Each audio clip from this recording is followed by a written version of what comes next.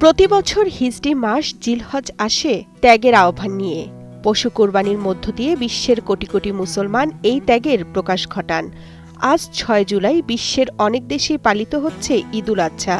দেশগুলোর মধ্যে আছে সৌদি আরব, সংযুক্ত আরব আমিরাত, ওমান, কাতার সহ মধ্যপ্রাচ্যের সব দেশ। আরব বিশ্বের বাইরেও আজ কোথাও কোথাও পালিত হচ্ছে ঈদ। সাম্প্রতিক বছরগুলোয় বাংলাদেশেও কিছু কিছু এলাকায় একদিন আগে ঈদ পালন হতে দেখা গেছে।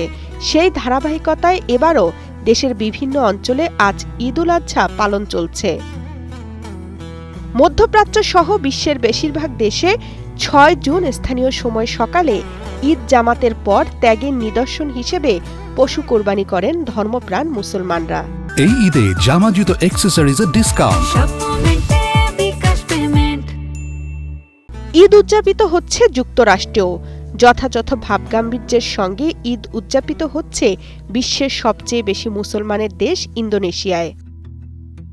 ভৌগোলিকভাবে দেখলে সবার আগে মুসলমানদের দ্বিতীয় বৃহত্তম উৎসব ঈদুল আজহা পালনের আনুষ্ঠানিকতা শুরু হয় অস্ট্রেলিয়ায়।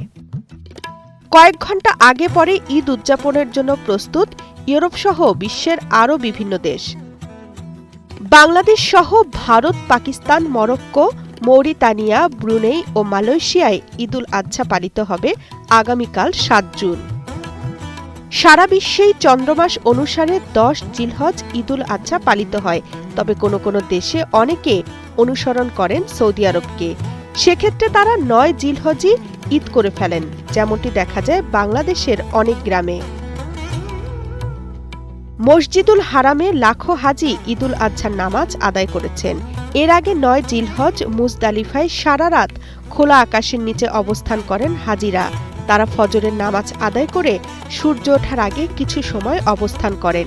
তারপর সূর্য ওঠার আগেই রওনা হন মিনার উদ্দেশ্যে। ১০ জিলহজ সকালে মুজদালিফা থেকে মিনায় আসেন হাজিরা। তারা বড় জামায়াতে জোহরের আগেই ৭টি কঙ্কর নিক্ষেপ করেন। কঙ্কর নিক্ষেপ হয়ে গেলে পরের করণীয় হচ্ছে মিনায় কোরবানির পশু জবাই।